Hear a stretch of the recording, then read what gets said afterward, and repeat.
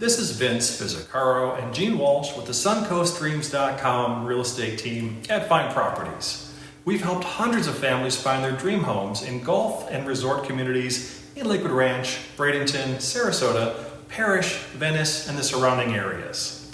Let us be your guides to finding your dream home here as well. Learn more at SuncoastDreams.com or call us at 941-220-4000.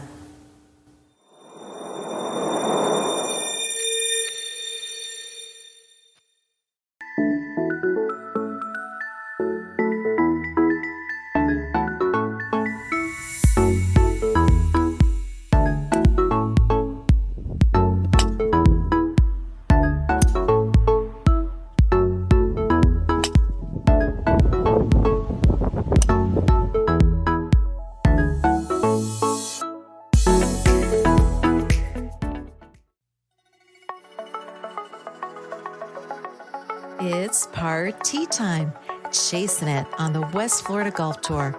Now here's your host, Kevin Walsh.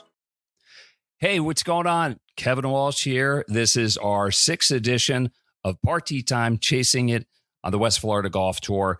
Do me a favor before you get even into the depth of the conversation we're going to have later today. Like and subscribe us on YouTube. We're available on all major viewing and listening platforms.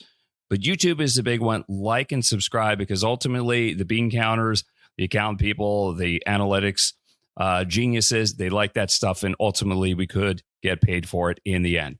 Big thanks to our title sponsors, Party Drinks. If you're looking for an alternative to the tired, hard seltzers, we all know what they are. If you're looking for something new, something smooth, something that sings to you as a golfer, for golfers, by golfers, that is exactly what Party is. And if you have real estate needs, if your dream is to live in a golf course community that is kind of resort oriented, or if you currently live on a golf course and you're looking to sell your home, nobody better to help you out with your real estate needs than the Golf Dream Team of Vince Fizzicaro and Gene Walsh, your top producing golf course and luxury property realtor team with fine properties in Southwest Florida. You can get a hold of them at SuncoastDreams.com, or you can call 941-220-4000. So that's the housekeeping thing. We got a great guest for you today, and she's a pioneer. And that's a hint, because up until this point, all of our guests have been men associated with the West Florida Golf Tour. Our first female guest is coming on, Sophia Warren. You're going to love Sophia, her passion for the game, her passion for life, and just like her ticket in to the game of golf is absolutely outstanding. So, Sophia, let's bring you on the program here. How's everything going? I am so glad that you're with us, because when I first met you, how long have you been an assistant pro at Lakewood National? I've been working for Lakewood National about a year and a half now, I would say. Yeah. Guesstimating. Okay. Yeah. So I remember when you came on board, and you just have a nice, warm presence in the golf shop. And I know that's part of the job, but I think that's a big part of who you are. You just have a zest for life, it seems. Where does it come from? Help me out. Oh, honestly, I would say a lot of it comes from my parents. They're very happy, positive people. And growing up, I was homeschooled my whole life until I got to college, and so was my brother. So I spent probably like an inordinate amount of time with my parents because they were my teachers as well as my parents. And they always taught me to look on the bright side. There's a solution for everything. And people will remember how you made them feel more than they'll remember what you said to them. So that's just kind of something I've always taken to heart, and kind of try to like make everybody's day a little bit better when I see them, which is really good, because that's kind of my job now, aside from playing pro golf. Well, let's get into the pro golf and the entry into it, because your story is quite a bit unusual. You want to get into the puppy love story? Like, how did this all unfold?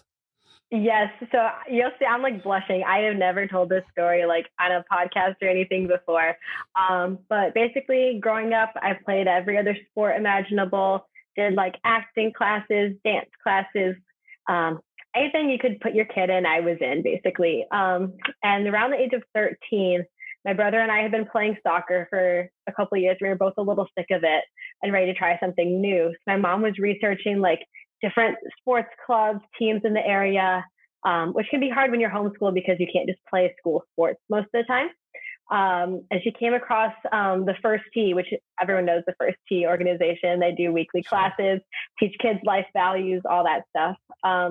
And there was a homeschool chapter, a homeschool section of the classes in the area. And my mom's like, oh my God, perfect. Let's try this. So we sign up. We get there the first day.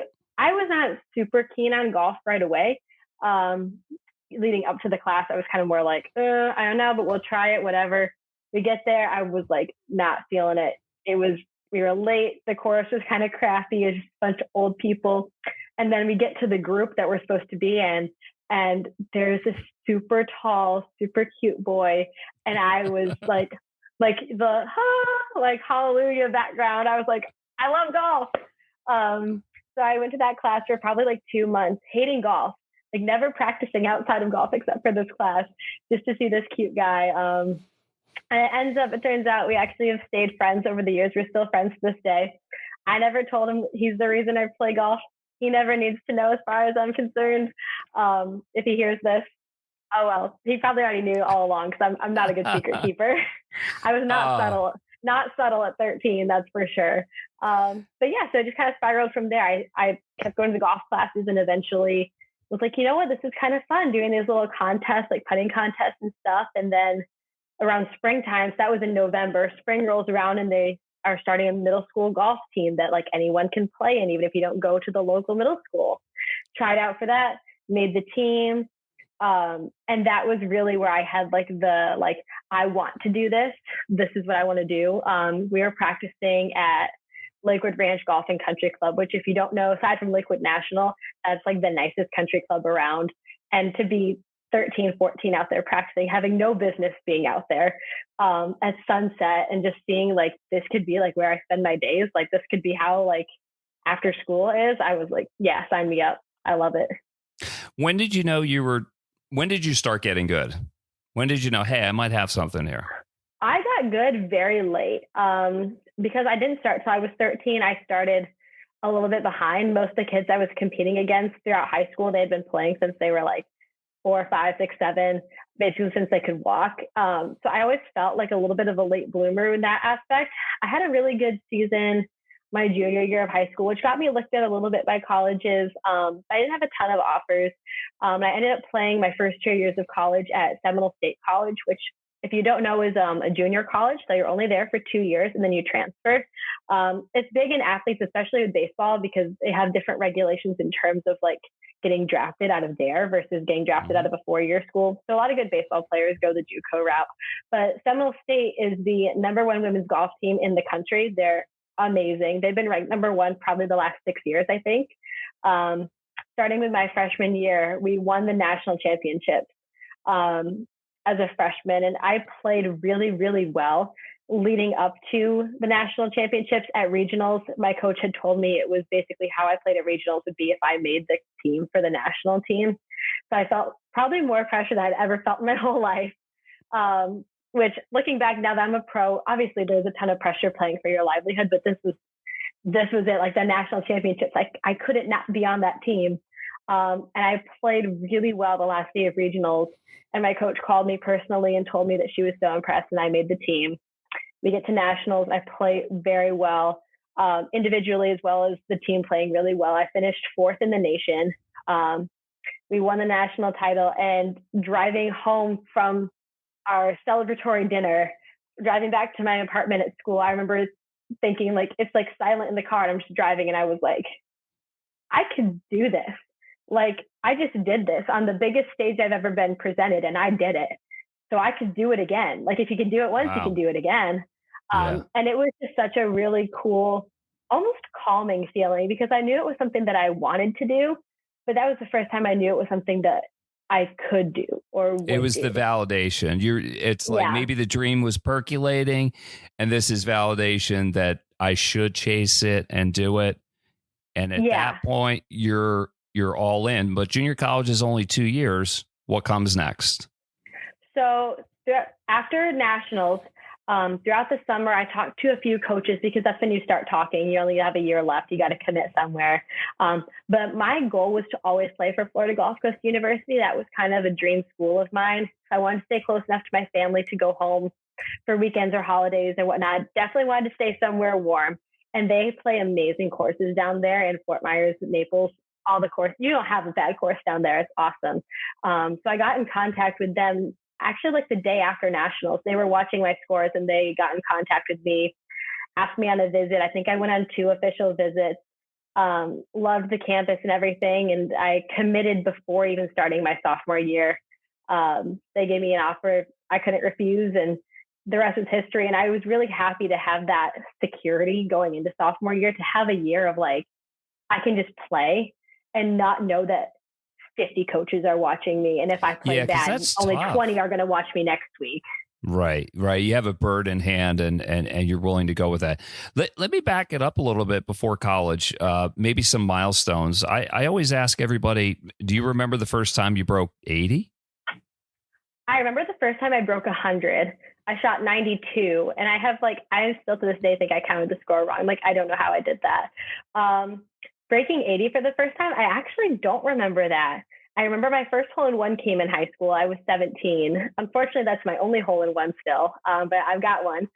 And I was out practicing with my brother and one of his friends, and they tried to get me to pay them to be my witnesses for my hole-in-one because they knew it wasn't official at the club if they weren't there. So they tried to bribe me, but eventually I bribed them with driving them places.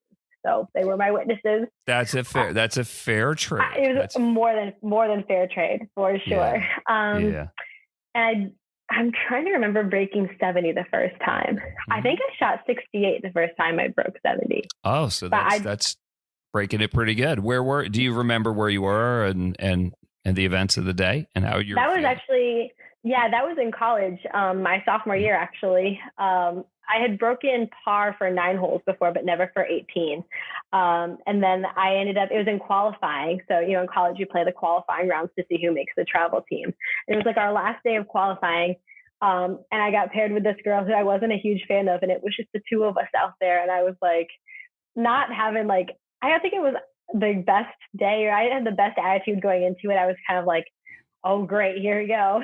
I ended up birdieing the first 2 holes, parred the next 14. Then I birdied 17 and I chipped in on 18 for birdie. Oh. And I was kind of like, oh, I'll take it. That's closing the deal. So you have a nice run at Florida Gulf Coast. And, for a lot of people when they graduate college, I think part of it's a relief. It's like, all right, get me out of here. This is taking me as far as it can go. But it's also it was for me for sure. At Florida Gulf Coast, I will say I did not enjoy my time there as much as I did at Seminole State. The team was very political when I was there. They have a new coach now, and he's awesome. I've spoken to him. He's great. I wish he was my coach back then. But there was a lot of drama on the team when I was there, behind the scenes drama that you don't really think about when you think of college golf because it's such a small team. But the fact that it is a small team, it gives people a chance to butt heads more. And it became a lot more not golf oriented when I was there. It was more political, who's playing with who, or who's coach going to pick for the team. Not as much qualifying based on score.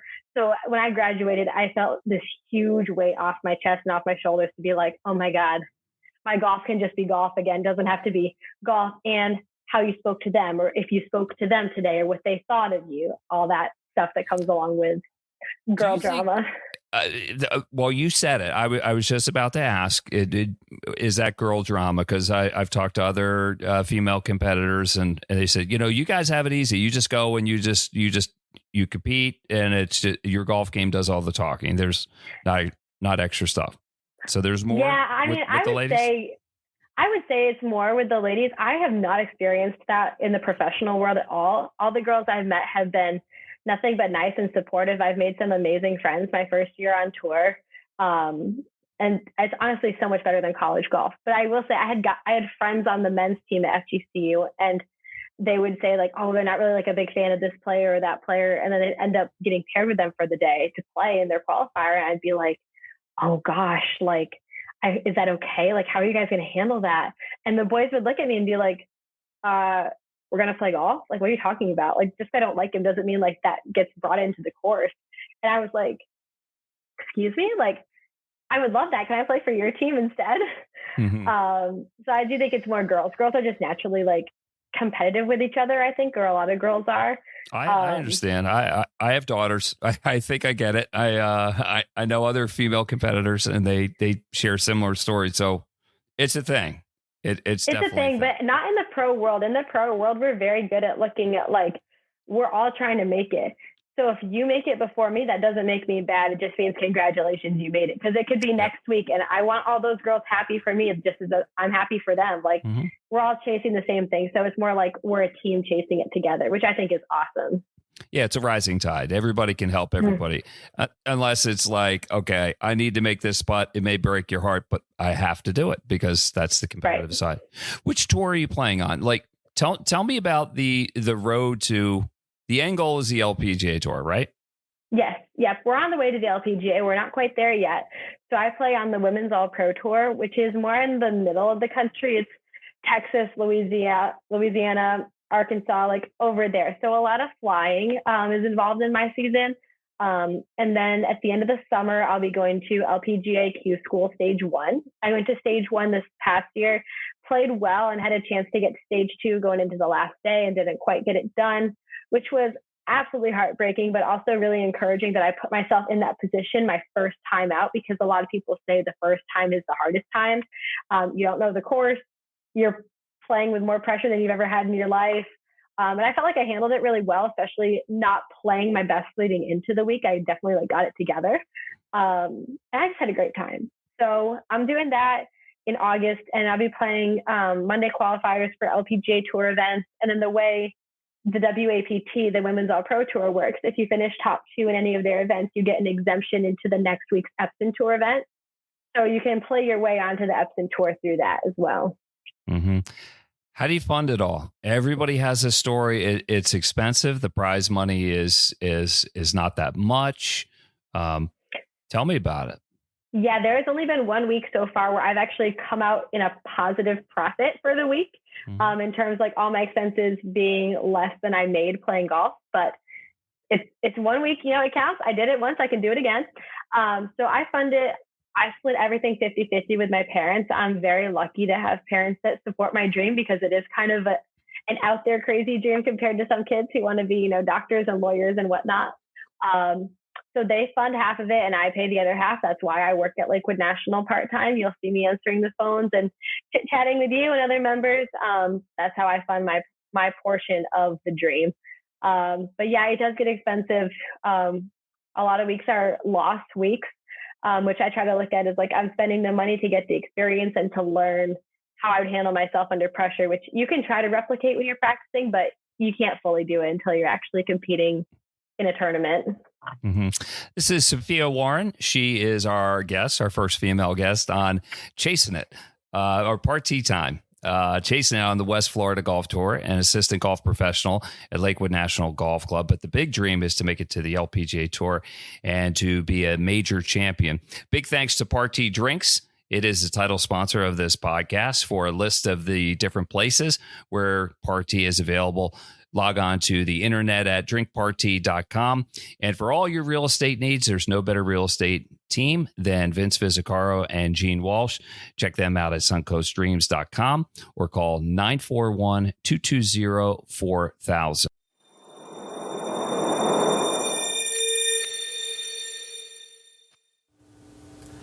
This is Vince Vizzacaro and Gene Walsh with the suncoastdreams.com real estate team at Fine Properties. We've helped hundreds of families find their dream homes in golf and resort communities in Lakewood Ranch, Bradenton, Sarasota, Parrish, Venice, and the surrounding areas. Let us be your guides to finding your dream home here as well. Learn more at suncoastdreams.com or call us at 941-220-4000.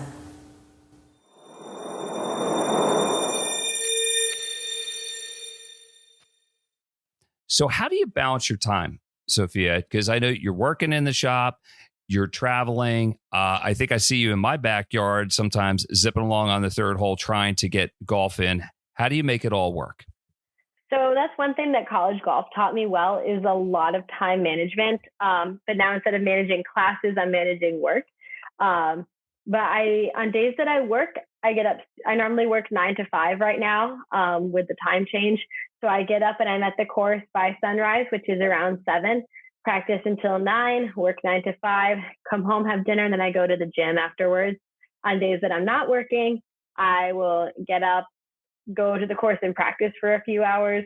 Then I'll play 18 holes. And then if I have time, I can practice afterwards as well. And whatever wasn't working on the course that day, go home, have dinner, go to the gym, rinse, repeat, which sounds like I live the same day over and over, but it's really not. I do have time if I need to like go run errands, or my mom and I go get our nails done. I can squeeze that into my schedule. I found that around 6 to 7 hours a day of practice on my off days from work are good. And then as much as I can on the days that I work. Sometimes I'll be able to practice like that last half hour before the sun sets after work too. I'll go putt and chip or something. I think I've seen you when the sun's going down. There's not much time left in the day. Yep, that's normally me. There goes the car. Yeah, you got to get it when you can. Who's been the biggest influence? Sure. Who's the biggest influence in your life with golf? Oh gosh, that's a really good question. I feel like I've had quite a few over the years. Probably the most consistent would be my swing coach, Tim Schrady. I've been working with him since I was 14. I went to his high school golf academy when I was in high school, which we practiced every day. And he really drilled into us the value of hard work, but also the value of being a good person on and off the course, and how you carry yourself and how you handle yourself is what people will remember a lot, especially on the days when you don't have it and the breaks aren't going your way. So I would definitely credit a lot of my golf knowledge of the swing and knowledge of how to handle yourself to him. And then I would say, honestly, recently, my friend group, I've made this great group of friends over the summer. We play golf together pretty much every single day. There's some group of us goes out and plays. It's a group of about probably like 7 or 8 of us, and we'll like find different times to play and stuff. And it's all boys. I'm the only girl, and they've really made like playing golf fun. And since then, we've added some more girls into our friend group as well. Girls that work at Liquid National. They now have started to play, and they're like, oh, Sophia, you inspire me, which like honestly is like the best compliment I could ever get. But seeing how much fun they all have playing golf, and they're great players, professionals, college golfers, all this. But having fun and playing is something that I was not doing for most of my golf career. And I feel like this year I really figured out how to have fun on the golf course. And that's probably been like the biggest game changer this year. I think you're getting at something. I want to drill down a little bit deeper. Putting the fun back in it when it's your job and when you struggle. Did your self-esteem, did it ever get wrapped up in that, where when you're struggling, you just don't feel real good about yourself as a person? You're just not happy off the course because you're miserable on the course? In high school, a ton. My day or my mood was dictated about how I played. And that definitely was how it was in college a little bit. But I feel like as I've gotten older, I've kind of done a good job of separating that a bit more. Maybe because now it is my job, I'm able to say, this is what I do. This is not who I am. I am a professional golfer, but I am also a sister and a daughter and a friend and a coworker. I'm able to have all these other titles as well. But honestly, I think I've just learned to be nicer to myself overall. I'm naturally very competitive and very hard on myself. So if things aren't going my way, I tend to blame myself before I'll blame anyone else or anything else. I don't make excuses. If I tell you there's a reason something happened, that is the reason. I'm not making excuses. I found every way to blame myself first. So I've just learned to be nicer to Sophia, because I know that playing well is going to come from a state of peace. So if I'm at peace, I'm giving myself the best chance to play well. And out there, everybody is stressed to some degree, because you're playing for your livelihood. So if I can give myself the advantage of being at peace, I'm already mentally beating probably a third or more of the girls out there. That is so true, because we all have voices in our head. That doesn't mean we're weird. We have demons when we're standing over. You have to find the quiet. You know what I mean? And that's, I think, when people struggle. And I know for me, when I competed, Like if your life wasn't in order off the golf course, this whole thing is no, you get between the lines and you block all. Oh, no, you don't. It didn't work for me, but I'm with you. Find a piece, and then that translates into something good. Yeah. I've had some guys, namely, well, I'll tell you the story. Kyle Rhodes, who was our second guest on the podcast. I mean, talk about a guy that makes himself vulnerable. He was telling stories about being in the car, missing cuts, crying, asking, "What am I doing with my life?" Have you been there? Yes, I actually almost quit golf completely this year. I think it was either the end of March, the beginning of April. It was the first event of the Women's All Pro Tour season. I had never played on the Women's All Pro Tour before. I was just about making my pro debut because I turned pro after college, but there were no events to play in the fall. I didn't go to Q school the first year. I was in a really bad place mentally coming out of FGC, and I wanted to give myself a year to get ready. So I played the first event. This is in March, April, and I shot 88. I think I hit like 3 or 4 balls out of bounds or more in hazards and whatnot. Missed every putt. Shot 88, probably the highest score I've shot since I was 16, 15.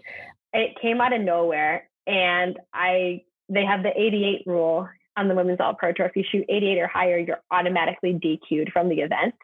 Like you missed the cut before you even get to play the second round. So they had to call me. I was not aware of this rule. They called me that night after the first round and told me to not come back the next day. That must have been a tough call. That was probably the lowest I've ever felt in my whole life. Was what am I doing? We drove 14 hours to middle of nowhere, Louisiana. It was my mom and me. She was my caddy. And they told me I wasn't even good enough to come back for another day. And I was just sitting there thinking, like, something has got to change. And it's got to change fast because I'm not doing this every week. Wasn't even close. What brought you back? Honestly, learning to have fun. I was in a relationship I broke up with my boyfriend in like May-ish, but that really was a turning point where I realized I wasn't having fun, and I wasn't having fun off the course as much as I should have. We were having problems for a while, and nothing against him. He's a great guy. It just wasn't working out. And that was putting a lot of stress on me and my golf that I didn't really realize it was for a while. And when I decided, I think it's best if we just like take a break indefinitely.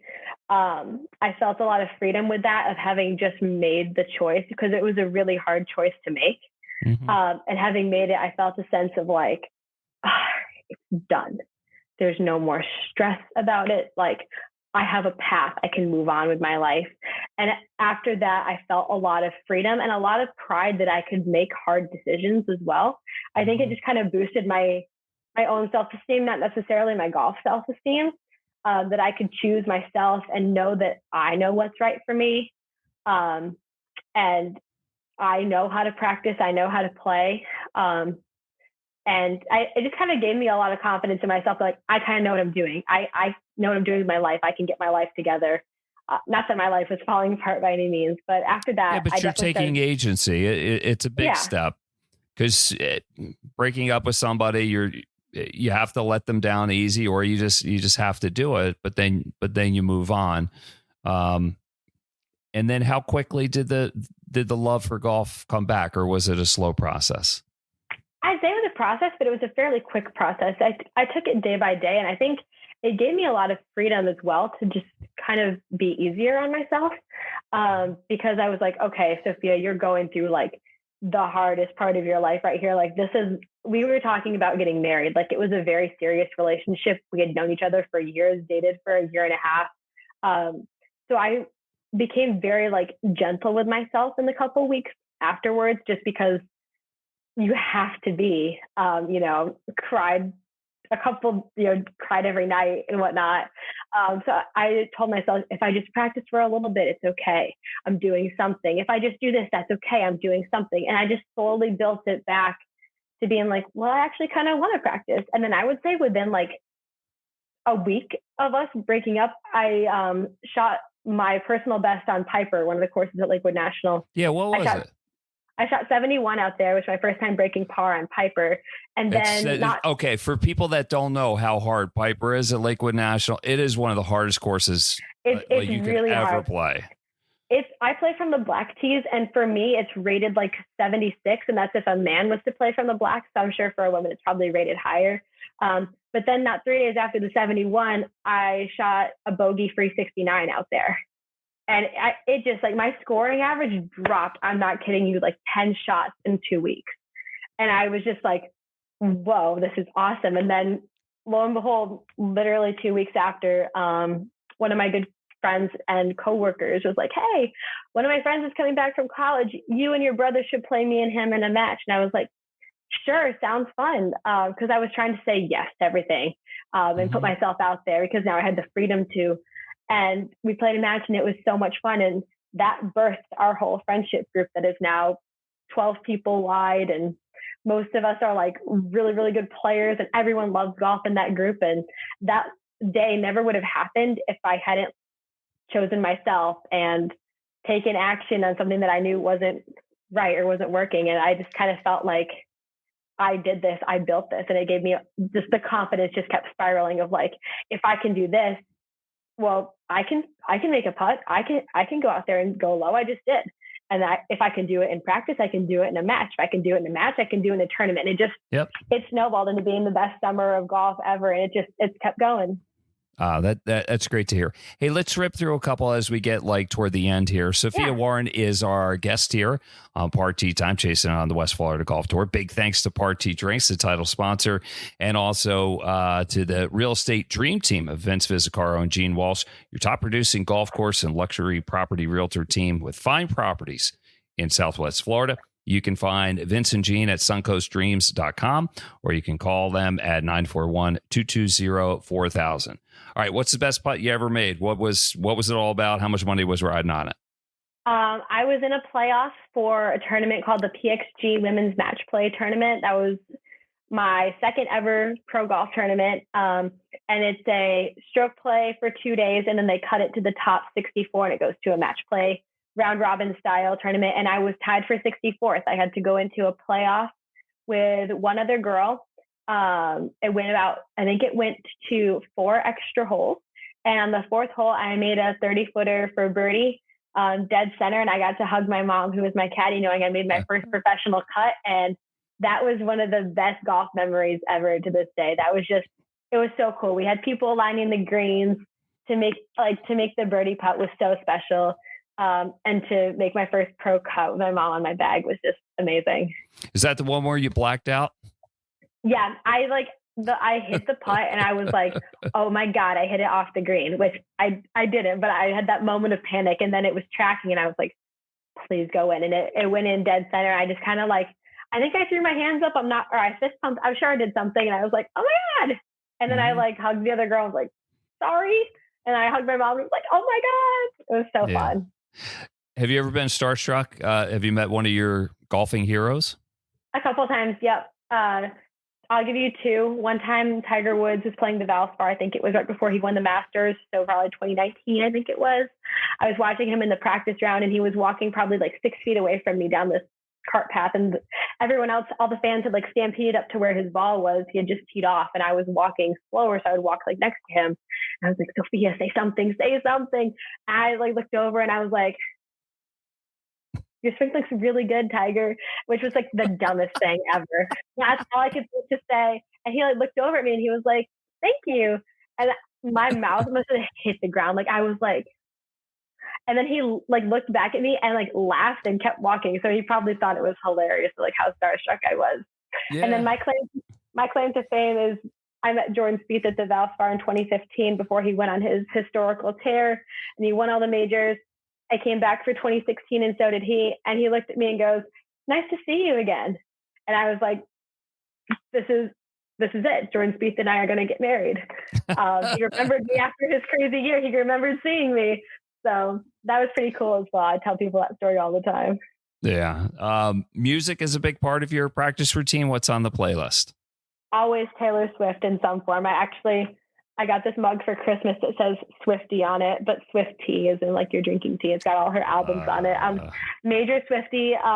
On the golf course, a lot of Morgan Wallen as well. I think country music is great to listen to because it keeps you in a good rhythm.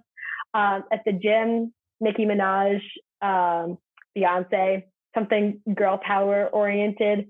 But I'm a huge fan of all sorts of music. My brother and I go to concerts all the time. He likes more rock, hard rock, and I like more like pop rock. So we find common ground in that.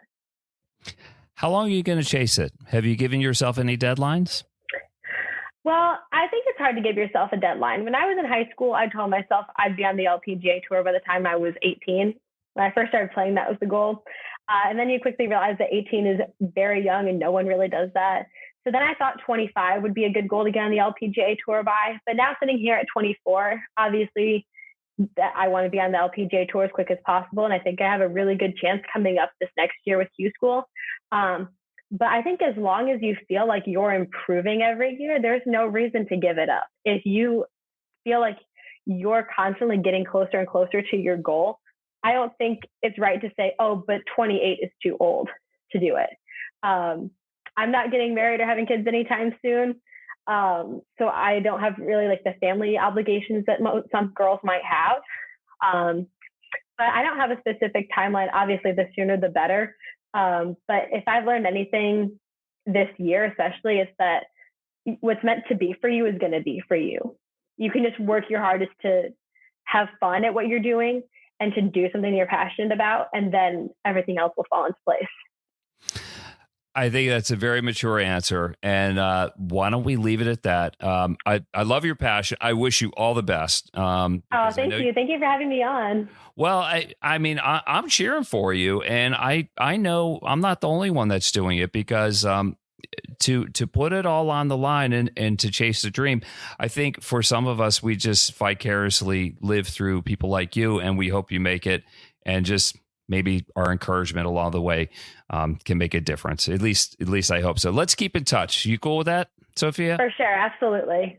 All right. Sophia Warren has been our guest. Big thanks to our title sponsors, Party Drinks. If you're looking for an alternative to the tired, old, hard seltzers, Party is for golfers by golfers. And again, your real estate pros, Vince Fizzicaro and Gene Walsh from Find Properties. Check them out online at suncoastdreams.com or call them at 941-220-4000. For Sophia Warren, I'm Kevin Walsh. We'll see you again next time on Party Time, chasing it on the West Florida Golf Tour.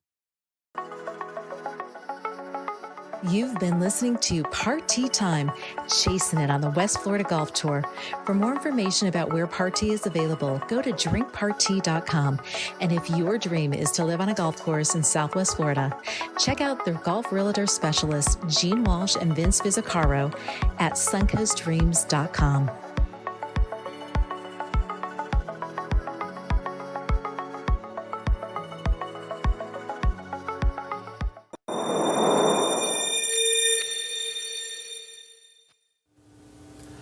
This is Vince Fizzicaro and Gene Walsh with the suncoastdreams.com real estate team at Find Properties. We've helped hundreds of families find their dream homes in golf and resort communities in Lakewood Ranch, Bradenton, Sarasota, Parrish, Venice, and the surrounding areas. Let us be your guides to finding your dream home here as well. Learn more at suncoastdreams.com or call us at 941-220-4000.